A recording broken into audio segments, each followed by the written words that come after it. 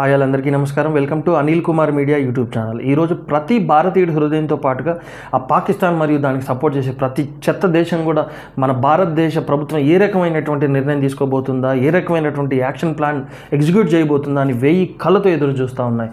ప్రతి భారతీయుడు కూడా కేంద్ర ప్రభుత్వం తీసుకుని ఏ రకమైనటువంటి చర్యకైనా సరే సపోర్ట్ చేయడానికి సిద్ధంగా ఉన్నాడు.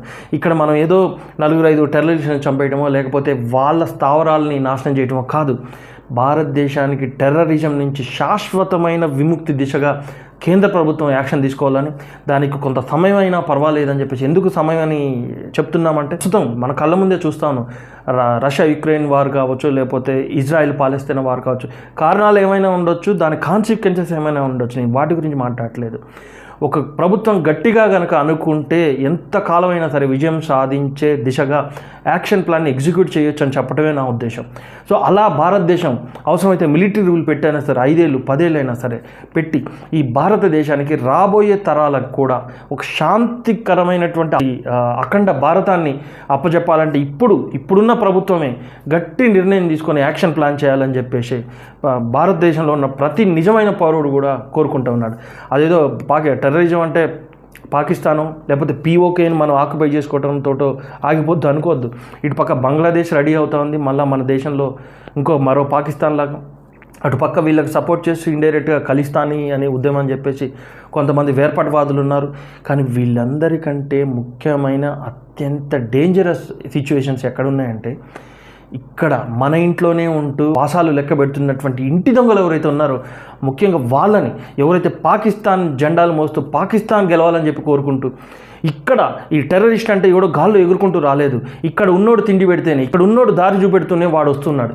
ఈ ఇంటి దొంగలు ఎవరైతే ఉన్నారో, ఈ లుచ్చా వెధవులు ఎవరైతే ఉన్నారో, అప్పట్లో కొంతమంది రాజకీయ నాయకులు చేసిన కొన్ని తప్పిదాల వల్ల ఇప్పుడు భారతదేశపు నలుమూలల దానికి వాళ్ళు చేసిన ఆ వేర్పాటు సరిగ్గా జరగకపోవటం వల్ల భారతదేశపు నలుమూలల ఈ విషపు బీజాలు ఏవైతే నాటుకుపోయి ఉన్నాయో, దాన్ని అవతల ఉన్నటువంటి ఈ టెర్రరిస్టులు మతోన్మాదులు ఆ విష బీజాలను అంతే పెంచి పోషిస్తూ మన ఇంట్లో ఉన్న వాళ్ళు చివరికి ఎంత పరిస్థితి ఎలా ఉందంటే, ఇంతకాలంగా దశాబ్దాల కాలంగా యుద్ధం జరుగుతుంది, టెర్రరిస్టులు వస్తున్నారు, అటాక్ చేస్తున్నారు. గోకుల్ చాట్ కావచ్చు, లేకపోతే లుమ్ని పార్క్ అటాక్స్ కావచ్చు, లేకపోతే పుల్వామా దాడులు, ఇటువంటి రీసెంట్ టైమ్స్లోనే ఇవన్నీ జరిగినాయి.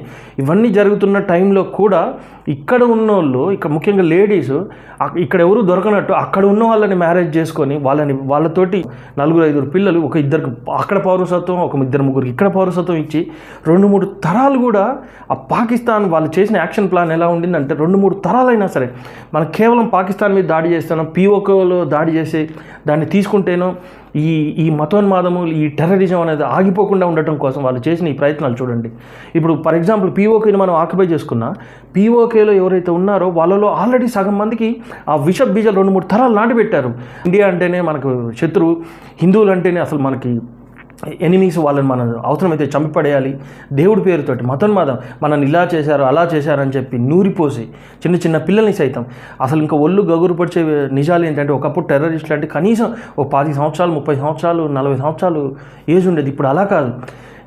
13 సంవత్సరాల నుంచి 18-19 సంవత్సరాలు ఉన్న పిల్లల్ని బాగా ట్రైన్ చేసి వాళ్ళకి అసలు బ్రెయిన్ వాష్ చేసి ఎక్కడ చంపితే మనిషి చేస్తాడు, ఎంత కర్కశంగా చంపాలి, వాళ్ళ ఇంట్లో ఆడవాళ్ళని ఎలా బెదిరించాలి, వాళ్ళని ఏ రకంగా లోబరుచుకోవాలి, ఈ రకమైనటువంటి బ్రెయిన్ వాష్ చేస్తూ అసలు హ్యుమానిటీ అనేది లేనట్టుగా కేవలం మన వర్గం మన మతం వారే మనుషులు, మిగిలిన వాళ్ళు పూర్తిగా మన శత్రువులు, మన దేవుడికి శత్రువులని నూరిపోస్తూ చేస్తున్నటువంటి ఈ ఇంటి దొంగలు ఎవరైతే ఉన్నారో, ముందు వీళ్ళని మూలను వెతికి వాళ్ళ నుంచి అసలు ఏ రకంగా భారతదేశంలో ఈ టెర్రరిజం అనే ఒక విషపు వలయానికి శాశ్వత పరిష్కారం వస్తుందో, ఈరోజు ముఖ్యమంత్రుల్ని సైతం వీడియోలు చేస్తూ ఎదిరిచ్చే స్థాయి కూడా వాళ్ళు వచ్చిన వాళ్ళని ఏమీ చేయలేని పరిస్థితి. ఇప్పుడు మనలాంటి సామాన్యులు ఏదైనా ఒక చిన్న ఏదో షార్ట్ చేసినా సరే మన మీద దాడులు చేయడం, మన పోలీస్ స్టేషన్లో పెట్టడం, ఇటువంటి చర్యలు తీసుకోవడం జరుగుతుంది.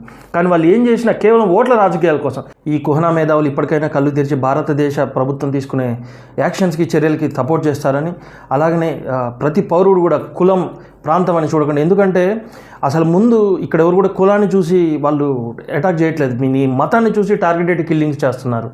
నీ ఇంట్లో ఆడవాళ్ళ ముందే నిన్ను చంపే పరిస్థితి ఇంకొక 10 ఏళ్ళు 20 ఏళ్ళు పోతే ఆ పరిస్థితి రావచ్చు. అది ఎక్కడో జరిగిందని అనుకోవద్దు, మన ఇంట్లోకి మన గడప దగ్గరకు కూడా రావచ్చు. గడప లోపలే మన కులమైనా ఏదైనా కానీ, గడప బయట అంతా కూడా భారతీయులు, మనందరం కలిసిమెలిసి ఉందాం. రాబోయే పరిస్థితులు ఎలా ఉంటాయో ఊహించలేము. కాబట్టి అందరం అప్రమత్తంగా ఉంటూ ఒకరికొకరు సహాయం చేసుకుంటూ ప్రభుత్వానికి సపోర్ట్ చేస్తూ ముందుకెళ్దామని కోరుకుంటూ జై హింద్. మీకు కనుక ఈ ఇన్ఫర్మేషన్ నచ్చితే నా ఛానల్ని సబ్స్క్రైబ్ చేసుకోండి, నాకు సపోర్ట్ చేయండి.